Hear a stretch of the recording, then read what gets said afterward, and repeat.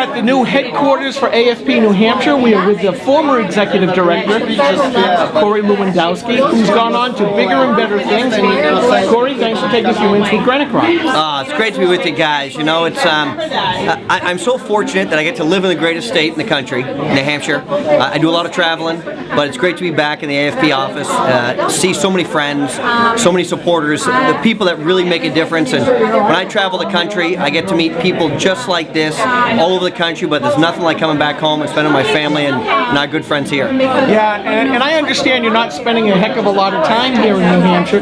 You've gone on to bigger and better things. What are you now doing for AFP? Well, they've given me a great privilege. I get to oversee 25 state chapters for these guys. 25? I thought it was just 5. No, it's 25. So I get all of the states east of the Mississippi, and then they threw in Louisiana for me in case, you know, graft or corruption or anything like that may happen. But it's great. I've been out doing a lot of traveling, hiring a lot of good state directors, getting ready to take back our country in 2014, making sure we've got a free market house, getting to parity plus 1 or 2 in the U.S. Senate to prevent this president from killing jobs and destroying our economy.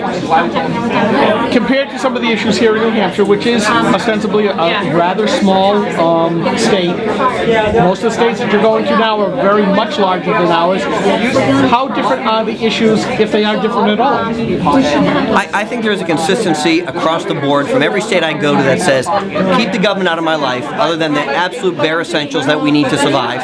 You know, build me a road, make sure we've got police protection and fire equipment when necessary. But I think for the whole, no matter what state I go to, from Florida to Maine to, you know, West Virginia to Kentucky to Tennessee and all the places in between I've been, I think people say, let me manage my money, keep the government away from me, let me do. It's truly the New Hampshire philosophy is so much bigger than New Hampshire. When I tell them I'm from New Hampshire, they say, live free or die. First thing everybody says to me, I say, that's exactly right. And that means leave us alone. And so, you know, I think the left has done a really good job of indoctrinating their people with this notion that Obamacare is going to save them and that everything is free. But that's great until you have a job, until you realize that, guess what, all these people who are living for free and living off the government can't survive.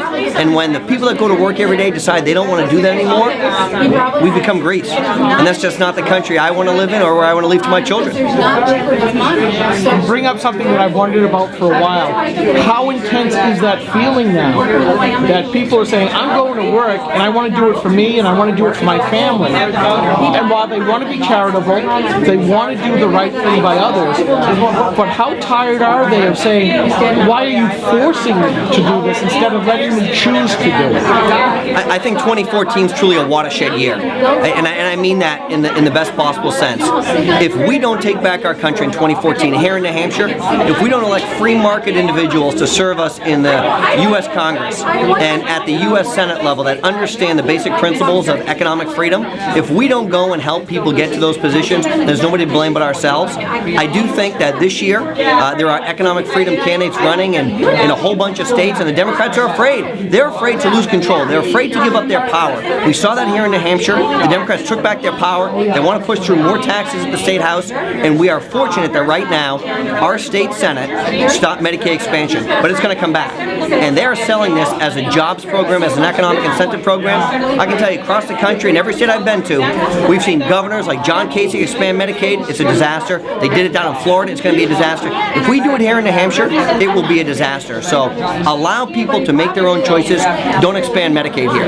Now, I'm going to ask you a little bit more of a pointed question, and there's a reason for that. You say free market. I'm certainly for free market at GraniteRock.com. A lot of people say that, oh, you're just in bed with big business. So contrast free market for the listeners and readers of Granite Rock versus crony capitalism, because I feel it's not just the Democrats who do the crony capitalism, but the Republicans as well. So define what you mean by free market. You're exactly right. Let me just say, crony capitalism is something that is rampant at every level of government. And what that means is basically we're giving jobs to anybody just because of who they know, and not because they're the best for the job. And that's a shame.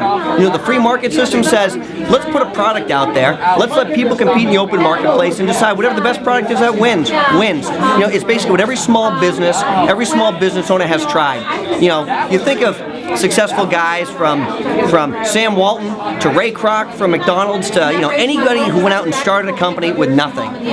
We've got a whole bunch of those American success stories here in New Hampshire. And what happened is these guys started their company in the garage. They came up with an idea. They tried to fill a niche. They said, let me compete in the open marketplace. I don't want a handout. I don't want government to subsidize me. Let me just compete fair and square. And they've grown some of these businesses to thousands or tens or hundreds of thousands of people. That's what the free market's about. The day that your product no longer fills a niche and you're too expensive, you should be out of business. So what do you say about these companies that competed successfully in the marketplace, but now they've gotten so large they can have one or maybe a whole bunch of lobbyists and then start to what's called rent seek from government, either to enrich themselves, like you said, it's who you know versus what your product is, or use regulations to kick the guy coming behind them in the teeth. Where's the AFP stance on that? Let me tell you, what I know is talking to a number of small business owners who have been in business for 20, 30, 40 years. Here's what they say. I could never do what I did 30 or 40 years ago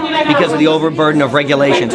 Here's a problem we've got with lobbyists. And look, lobbyists serve a role. There is some ability for them to go out and provide information and to give legislators the information they need to make an informed decision. However, when we start looking for tax breaks and incentives with your tax money to help a private business be successful, that's when the business shouldn't be in business anymore.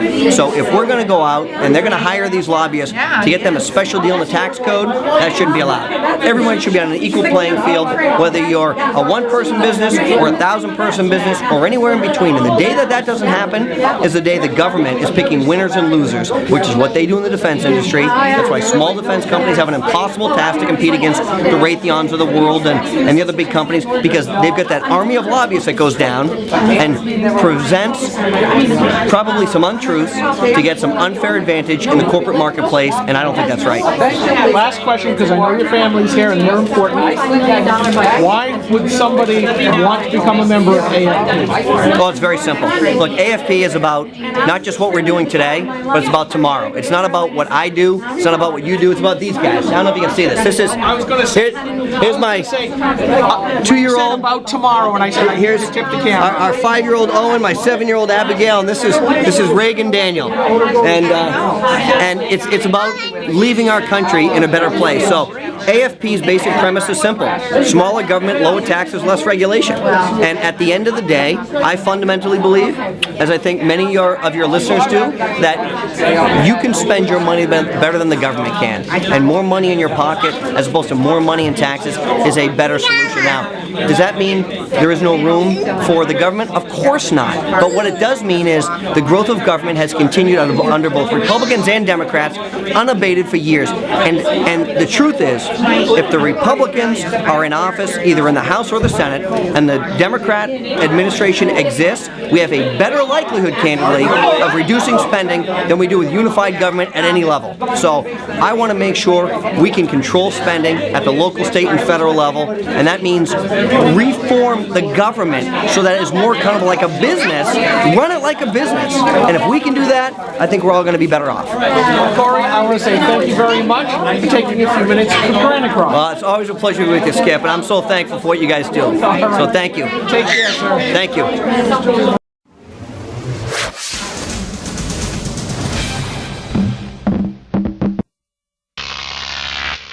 Croc TV.